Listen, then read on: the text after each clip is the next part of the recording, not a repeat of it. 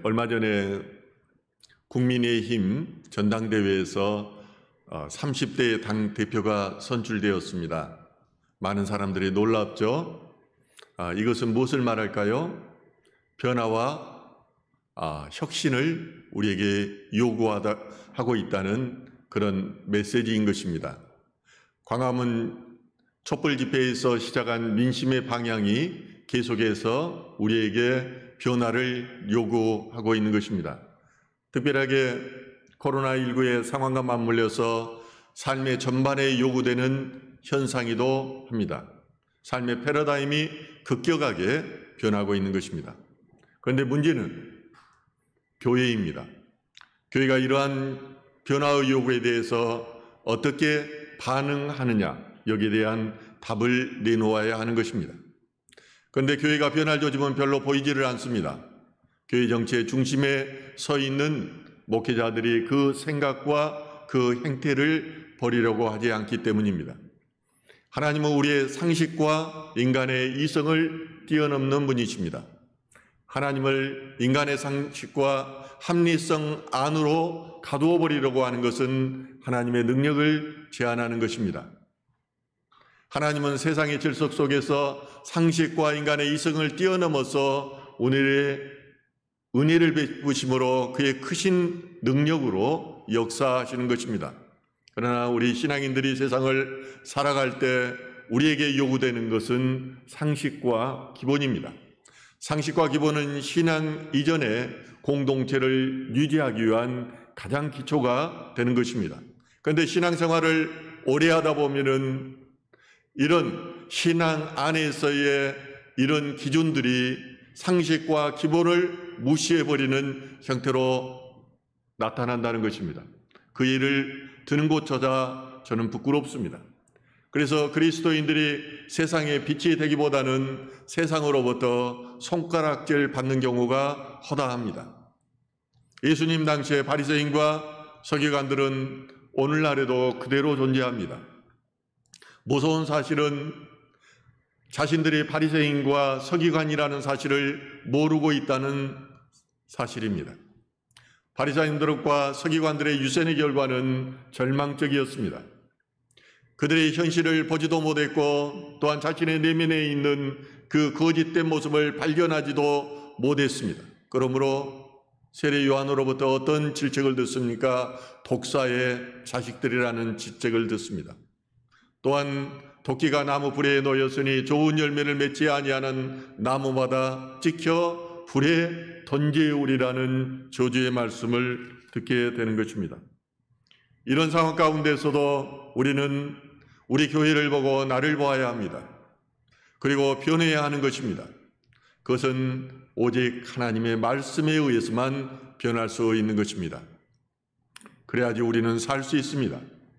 변한다는 것은 우리가 하나님의 형상, 본래의 모습으로 돌아가는 것을 의미합니다. 농사를 지어보시는 분들은 아시겠죠? 저도 텃밭을 지어봤는데 며칠만 잡초를 뽑지 않아도 그냥 잡초가 무성하게 됩니다. 거기에서 이 식물들이 자라지를 못하고 제대로 열매를 맺지 못하게 되는 것입니다. 우리의 영성관리도 이와 마찬가지입니다. 끊임없이 말씀으로 도전을 받고 말씀으로 변하지 않으면 우리의 마음밭에 잡초들이 무성히 자라나게 된다는 것입니다. 그렇게 되면 제일 먼저 나타나는 현상이 돈을 중시하게 되어 있습니다. 하나님보다 돈이 우리에게 먼저인 그런 우상들이 우리 안에 자리 잡게 된다는 것입니다. 이사야서 선지자는 이사야서 7장 1절에서 15절까지 해서 메시아의 탄생을 예고하고 있습니다. 또한 7장 15절에서 8장 22절까지 유다와 그리고 그 주변 국가들에 있는 나라에 대한 하나님의 심판을 말씀하고 있습니다. 그리고 오늘 본문에서는 여러분들이 좀 난해하게 들릴지 모르지만은 아주 중요한 분입니다. 메시아의 하나님의 아들이신 그 메시아의 본성에 대해서 말씀하고 있는 것입니다. 이사야 선지자는 메시아의 본성을 말하면서 우리에게 구원의 소망을 전하기 위해서 이스라엘의 역사를 전과 후로 나누어서 말하고 있습니다. 오늘 본문 먼저 볼까요? 9장 1절과 2절 말씀입니다. 전에 고통받던 자들에게 흑암이 없으리로다. 이적에는 여호와께서 수볼론 땅과 납달리 땅에 멸시를 당하게 하셨더니 후에는 해변길과 요단 저쪽 이방의 갈릴리를 영화롭게 하셨느니라. 자, 보십시오. 이스라엘의 역사를 전과 후로 나눠서 말하고 있는 것입니다. 그리고 말하기를 흑암에 행하던 백성이 큰 빛을 보고 사망의 그늘질 땅에 거주하는 자에게 빛이 비치도다. 이전에 너희의 삶이 고통과 흑암과 멸시당함이었다면 너희의 나중의 삶은 영화로움이라는 것입니다. 그것은 무엇 때문이냐? 여호와께서 빛을 비추신 결과라는 것입니다. 여기서 빛이 무엇일까요? 하나님의 아들 메시아입니다. 예수 그리스도가 빛입니다. 이전에는 너희가 흑암 가운데 있었지만은 너희의 삶 가운데 빛이신 메시아가 와가지고 너희가 영화롭게 되었다는 것입니다. 그러므로 우리는 예수를 만나면은 고통과 흑암과 멸시 가운데서 영화롭게 되는 것입니다. 우리의 인생 또한 과거와 또한 현재와 미래로 나누어지게 된다는 것입니다. 오늘 본문은 수볼론 땅과 납달리 땅이 흑암으로 가득하였고 멸시를 당하였다고 말하고 있습니다. 수볼론과 납달리 땅이 어디입니까? 이스라엘 지도를 보면요, 북이스라엘 이쪽에 있습니다. 북쪽에 있습니다. 이 북이스라엘 쪽에는 이방 민족의 침입으로 인해서 늘 백성들이 고통을 당하였습니다. 특히 그곳이 갈릴리가 있는 지역입니다. 이곳은 솔로몬이 왕국을 그리고 성전을 건축할 때 많은 도움을 주었던 히람에게 하사한 땅이기도 하는 것입니다. 그래서 이 지역은 이스라엘이 자기의 소유권을 주장하였지만 실제적으로는 이방인들이 대부분 점령하고 있었던 곳이기도 합니다. 이처럼 이방인이 가까이 있다는 것은 이방 신에 많이 젖어 있다는 것을 의미합니다. 그러므로 이 전통 유대인들은 갈릴리 지역 사람들을 멸시와 천대로 대했습니다. 그런데 이것이 어떻게 되었습니까? 이곳 갈릴리에서 빛이신 예수님이 탄생하신 것입니다. 그러므로 갈릴리에 사는 사람들이 수치가 벗어지고 영광이 임하게 되었다는 것입니다. 메시아이신 예수님이 성전이 있는 예루살렘에서 태어나지 않고 이렇게 비천한 곳, 멸시와 천대를 받는 어둠의 땅에서 태어났다는 것은 우리에게 시사하는 바가 매우 큽니다. 우리는 예수를 믿기 전에 성공을 위해서 달려왔습니다. 성공을 위해서 세상과도 타협하고 술도 마시고 어둠의 자리에서 그것이 어둠인지도 모르고 비참함인지도 모르고 기쁨을 누리며 살았습니다. 우리는 이것이 죄이고 비참함이라는 것을 몰랐던 것입니다. 이런 우리들을 향해서 주님께서 찾아오셔서 우리에게 빛을 비춰주셨습니다. 이 빛은 우리의 선행과 수고로 비추인 것이 아닙니다. 오직 하나님의 은혜로 비추어진 것입니다. 그러므로 우리는 영광의 자리에 서게 된 것이고 소망의 자리에 서게 되었습니다. 문제는 오늘날도 수많은 사람들이 이 빛을 경험하지 못하고 어둠 가운데 살아가고 있다는 사실입니다. 그들은 세상의 어둠이기 때문에 자신이 어둠 가운데 있는 것을 모릅니다. 그래서 부부관계가 깨어지고 이 어둠 때문에 자녀와의 관계가 깨어지고 무척 힘들어합니다. 그럼에도 불구하고 예수를 믿으라고 그러면은 나는 전혀 문제없다고 말합니다. 나는 행복하다고 말합니다. 죽어가고 있는데도 행복하다고 말합니다. 그러므로 요한복음 1장 9절과 10절에서는 이렇게 말하고 있습니다. 참빛고 세상에 와서 각 사람에게 비추는 빛이 있었나니 그가 세상에 계셨으며 세상은 그로 말미암아 지은 바 되었으되 세상이 그를 알지 못하였고.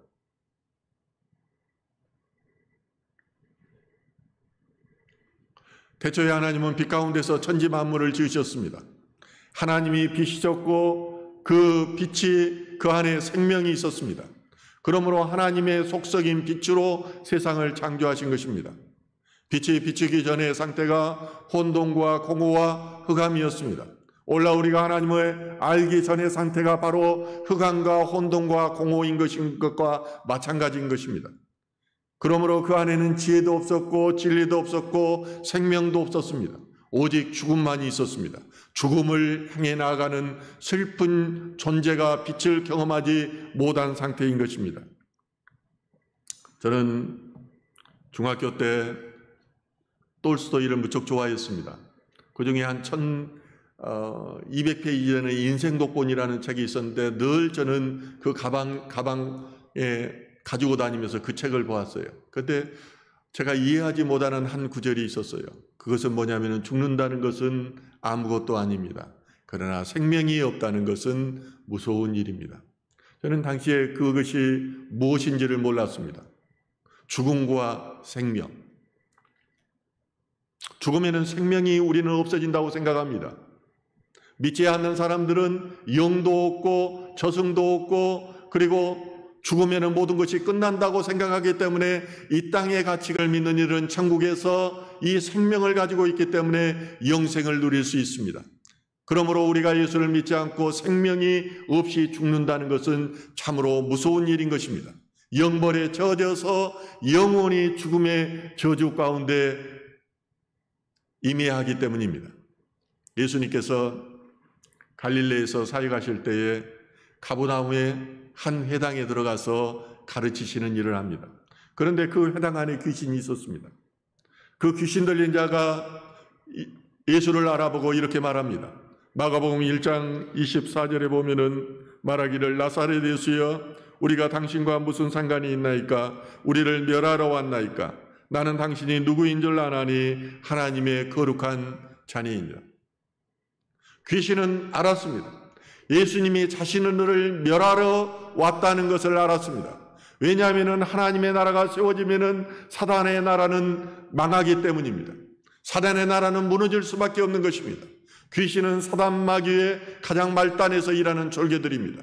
그들은 빛이 들어오자 그 빛으로 인해서 쫓겨나게 되는 것입니다. 그런데 문제는 교회 안에도 귀신 들린 자가 있을 수 있다는 것입니다.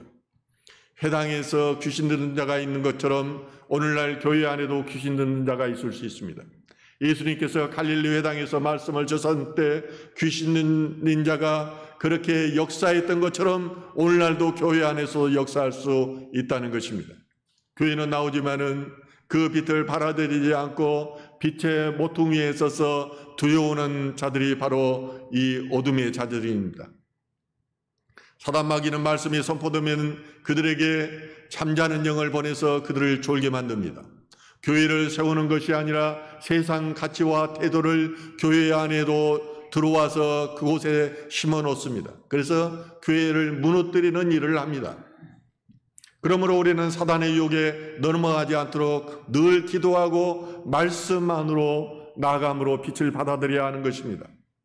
인생에 문제가 풀리고 형통하려면 하나님이 개입이 있어야 됩니다. 여러분들은 그것을 느껴야 됩니다. 하나님이 개입이 있어야 여러분들이 문제가 풀리고 형통하게 된다는 것입니다. 하나님의 개입은 어떻게 할까요? 하나님의 음성을 통해서 알기도 하고 환상을 보기도 하고 꿈을 통해서 말씀하시는 그 하나님을 통해서 알기도 하는 것입니다. 성경에 다 나와 있습니다. 오늘 본문에 나와 있는 이사야는 주전 740년경에 시작해서 주전 680년까지 역사했던 그런 사람입니다. 히스기야 왕이 죽고 난 다음에 끝납니다. 그런데 이사야의 예언이 700년이나 지나고 나서 메시아의 오심으로 그대로 이루어지는 것입니다. 여러분, 어떤 사람을 평가할 때 그 사람의 말을 믿고 평가합니까? 그 말이 행동으로 나타나는 것을 보고 평가하게 되는 것입니다. 정직한 사람은 자신이 한 말을 그대로 실행합니다. 그러나 저는 제가 일생을 통해서 보건대 하나님은 말씀하시면 100% 이루어 주시는 분입니다. 성경이 증명할 뿐만 아니라 제 삶을 통해서 역사하셨던 하나님이 그걸 증명합니다. 그러나 거짓된 사람은 자신의 말을 늘 실천하지 않습니다. 그러므로 인생에서 실패할 수밖에 없는 것입니다. 오늘날 수많은 하나님의 사람들이 자신을 부인하고 심지어는 하나님이 자기에게 주신 십자가를 지면서 사명을 감당하는 것은 무엇 때문입니까?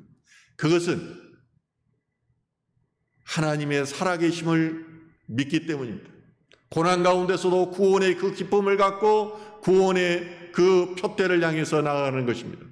돈이면 모든 것을 누릴 수 있는 세상에서 돈을 하나님 앞에 바칠 뿐만 아니라 대를 이어서 하나님 앞에 자녀들에게도 충성하라고 하는 이유가 바로 구원에 있는 것입니다.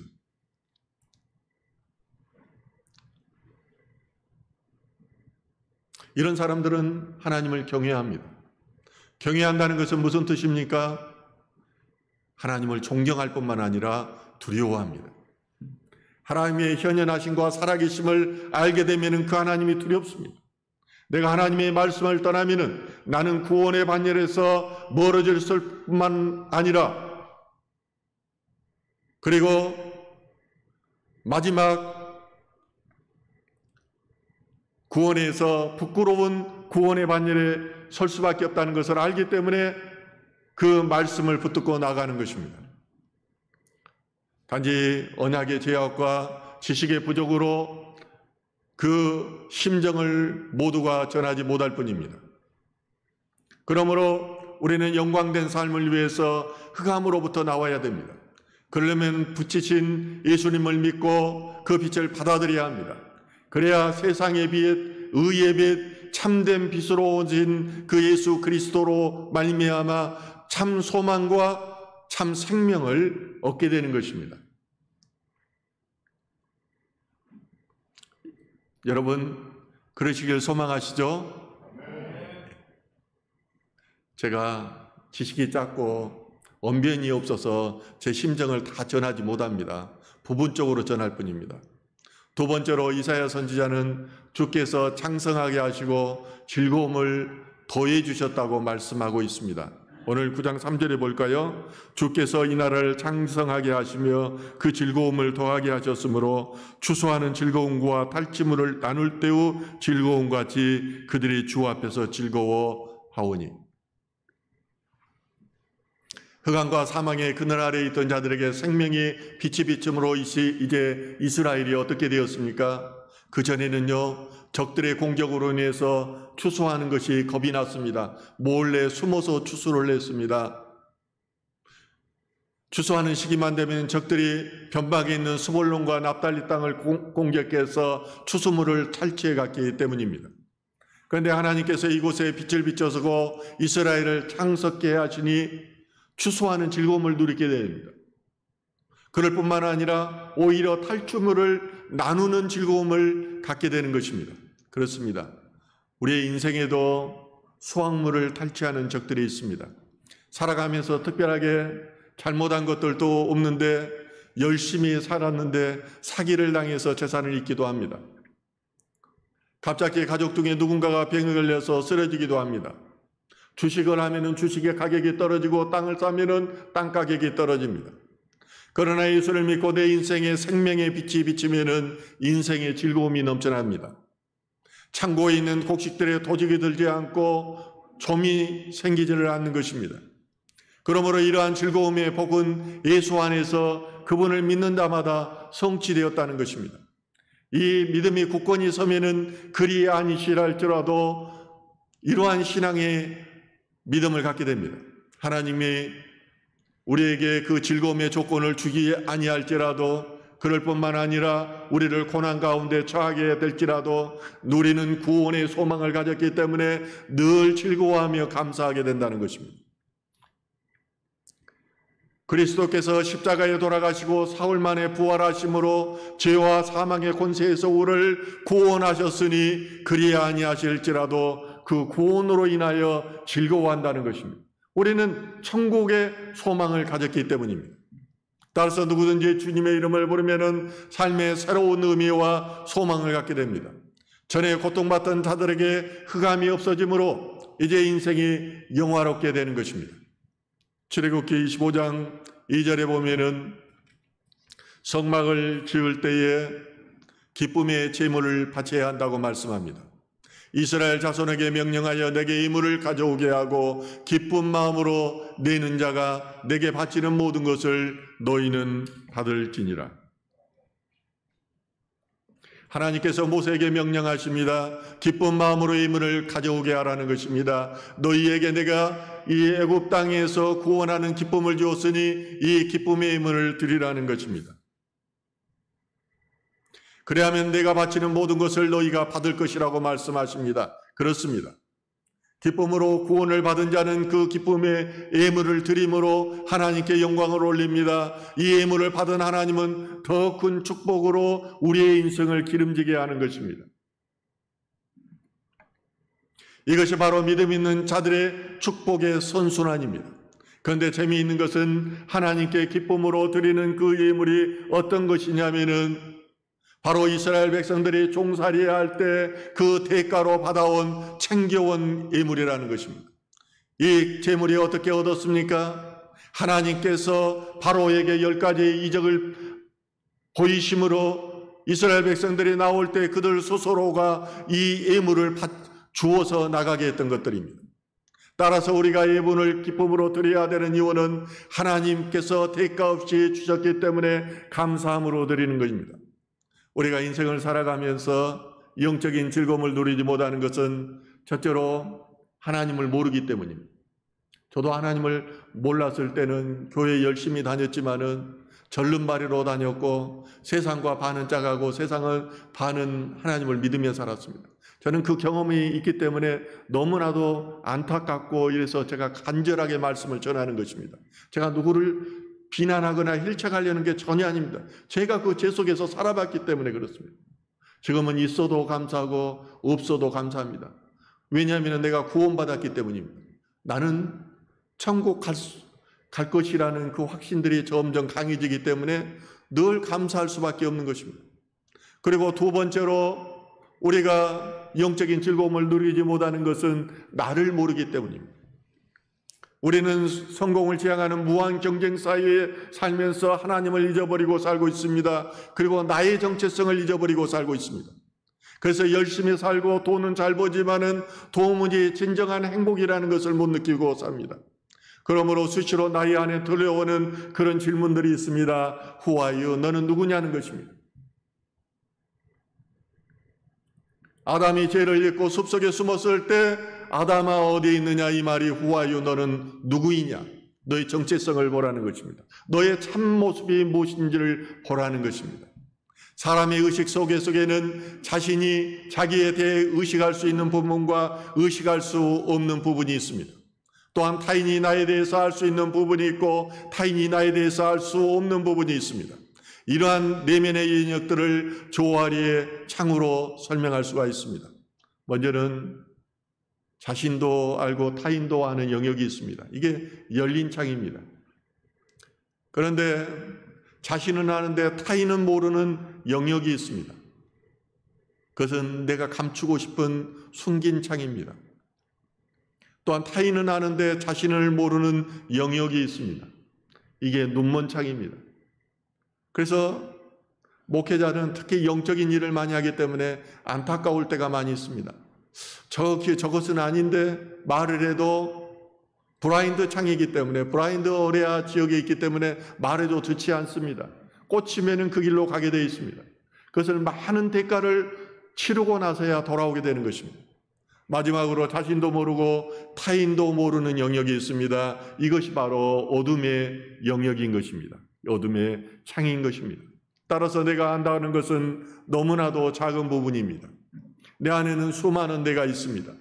그런데 나도 모르면서 안다고 생각하는 것입니다.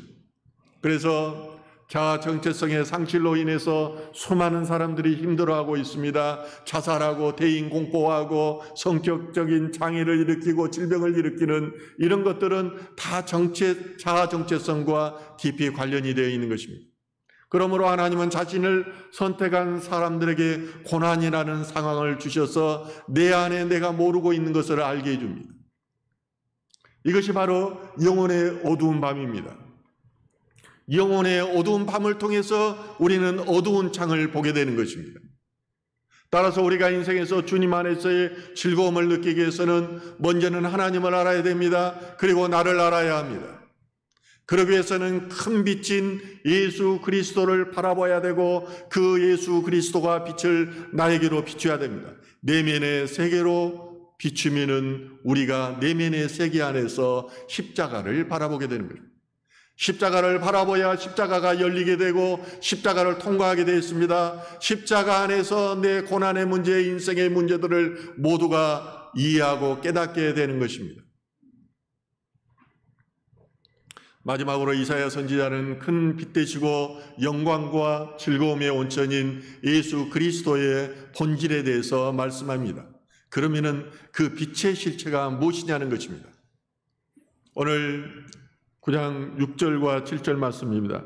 이는 한 아이가 우리에게 낳고 한 아들을 우리에게 주신 바 되었는데 그의 어깨에는 정사를 메었고 그의 이름은 기묘자라 모사라 전능하신 하나님이라 영존하시는 아버지라 평강의 왕이라 할 것이요 그 정사와 평강이 더함이 무궁하며 또 다윗의 왕자와 그의 나라에 군림하여 그 나라를 굳게 세우고 지금 이후로 영원히 정의와 공의로 그것을 보존하실 것이라 만군의 여호와의 열심히 이루시리라. 아멘. 예. 말이 난해합니다. 예. 참 구약은 어렵습니다. 그래서 설교가 필요한 것입니다. 해석이 필요한 것입니다. 인생도 해석입니다. 여러분들이 하나님을 알게 되면은 인생을 잘 해석하게 됩니다. 하나님을 알게 되면요, 관점이 바뀝니다. 관점이 바뀌면 가치관이 바뀌어요. 가치관이 바뀌고 나면은 인생에 대한 해석이 바뀝니다. 이 해석이 바뀌는 단계가 돼야지 즐거움과 또한 하나님의 영광 안에서 살게 되는 것입니다. 선지자는 임마누엘 하신 주님에 대해서 말씀하십니다. 임마누엘은 하나님께서 우리와 함께 하신다는 의미입니다. 성경은 이스라엘의 역사를 서술하면서 신명기적 관점으로 해설합니다. 계속해서 하나님께서 너희와 함께 하신다는 사실을 말해주고 있습니다. 족장시대뿐만 아니라 출애굽기 시대에는 불기둥과 구름기둥으로 하나님께서 함께 하심을 보여주었습니다. 가나안 땅에 들어가서는 건축한 성전도 하나님께서 그의 백성들과 함께 하신다는 상징이었습니다. 그 성전의 지성소를 통해서 하나님의 임재를 그들은 경험했습니다. 또한 신약시대에 와서는 그리스도께서 이 땅에 오심으로 임마누엘 하셨습니다. 그리스도께 승천 후에서는 마가의 다락방에 성령의 임재를 통해서 임마누엘 하셨습니다. 그런데 오늘 본문 6절과 7절은 하나님께서 임마누엘로 주신 아기는 어떤 분인가에 대해서 지금 말하고 있는 것입니다. 그 아이가 어깨에 정사를 메었고 그 이름을 기묘자라고 말합니다. 모사라고 말합니다. 전능하신 하나님이라고 말합니다. 영존하시는 아버지라고 말합니다. 평강의 왕이라고 말합니다. 정사를 메었다는 것은 고통을 짊어졌다는 뜻입니다. 이는 그분의 탁월한 능력과 성취를 의미합니다. 세상의 통치자와는 달리 그분은 전력을 다해서 통치하시는 분입니다. 기묘자는 인간의 이성을 초월하여 신성을 가진 분을 의미합니다. 모사는 그분이 구원자로서의 완전한 지혜를 갖고 오신 분임을 의미합니다. 우리는 지혜가 없기 때문에 시간 안에 갇혀 있습니다. 공간 안에 갇혀 있었습니다. 예수 그리스도와 차원이 다릅니다. 예수님이 이 땅에 오신 목적은 하나님 나라에서 오셨기 때문에 이 땅 가운데 하나님의 통치권을 이루게 한 것입니다. 그것이 바로 하나님 나라인 것입니다. 그러므로 우리는 예수 그리스도 안에 있는 모사를 이해할 수도 상상할 수도 없는 것입니다. 우리의 이성과 합리성을 훨씬 뛰어넘는 분이 바로 이 메시아이신 것입니다. 그런데 기묘자이고 모사이고 전능하신 하나님이신 메시아가 오심으로 그의 나라가 어떻게 되었는지 7장에서 말하고 있습니다. 그 정사와 평강이 더하니 무궁하며 또 다윗의 왕자와 그의 나라에 군림하며 그 나라를 굳게 세우고 지금 이후로 영원히 정의와 공의로 그것을 보존할 것이라. 만군의 여호와의 열심히 이를 이루시리라. 하나님께서 상황이 어떠되었든지 간에 당신의 나라를 보호하십니다. 방어하십니다. 또한 그 영역을 넓게 확장하시고 영원토록 총속하시는 분입니다. 하나님은 전능하시는 하나님이라는 사실은 사단 마귀가 어떻게 우리를 넘어뜨리고 우리의 사망의 권세로서 우리를 지옥으로 끌어가려고 할지라도 하나님께서는 전능하시고 영존하시는 하나님께서는 우리를 분명히 붙드시고 구원하시며 죽음을 이기시고 우리를 천국으로 인도하실 것이라는 명확한 사실입니다. 그리스도인들은 이 사실을 확고히 믿어야 됩니다. 하나님은 완전하시는 분이기 때문에 사단 마귀를 갖고 노시는 분이기 때문에 그 악으로부터 대적들을 이기신다는 것입니다. 사단 마귀가 나를 시험에 들게 하여 어떻게 하든 또한 하나님의 나라를 무너뜨리라고 하더라도 하나님의 나라는 결코 무너지지 않습니다. 흔들려지지 않습니다. 우리의 생각으로 잠시 우리가 고통 가운데 있을지라도 이것은 더 큰 것을 주기 위한 가정인 것입니다. 왜냐하면 큰 빛이신 메시아가 바로 전능하신 하나님이기 때문입니다. 그러므로 본문 7절은 만군의 여호와께서 당신의 열심으로 이루실 것이라고 말씀하십니다. 열심은요, 히브리어로 키누아트입니다. 이것은 질투, 시기를 의미합니다. 하나님께서 당신의 사랑하는 백성들을 대적에게 빼앗기지 않으시려는 사랑이 이 안에 포함되어 있습니다. 사단 마귀에게 빼앗기는 것을 질투하시는 하나님입니다. 시기하시는 하나님입니다. 그만큼 우리의 영혼을 사랑하신다는 겁니다. 오늘날 우리의 삶은 참으로 풍요로워졌습니다.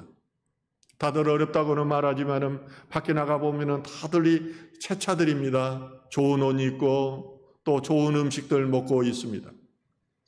그러나 속을 들여다보면 그들의 삶이 얼마나 피폐해져 있는지 모릅니다. 자살률은 세계 1위입니다. 그리고 이혼율은 아시아 1위입니다. 가정은 깨어지고 개인들은 여러 가지 영적 공경과 또 성격 장애 이런 걸로 인해서 시달리고 있습니다. 저 아들도 지방에서 고등학교 다닐 때 고등학교 3학년 때 서울로 다시 전학 오겠다고 그래요. 요즘은 계속해서 그 애가 왜 그 당시에 전학 오겠다고 그렇게 뗐었는지를 생각하게 돼요. 네. 어제는 아내하고 이야기를 하는데 그때 아이가 피아노 위에 올라가가지고 창밖을 바라보고 있는데 썸짓한 생각이 들더라는 거예요. 그래서 바로 그 뒷날 전학을 시켰다는 이야기를 하더라고요. 요즘은 어디로 자녀들이 튈지를 몰라요. 우리는 건강하게 믿음 안에서 키우는 것이 가장 큰 일입니다. 예수를 믿는다고 하지만은 도무지 행복이라는 것을 모르고 살아가는 사람들이 너무 많습니다. 또한 우리의 자녀들이 조금만 하면은 세상에 나아가서 사단의 밥이 되어서 살아가고 있습니다.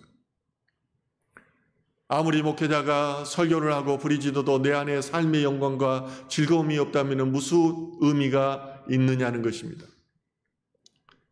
이제 우리는 큰 빛이신 주님을 바라봐야 됩니다.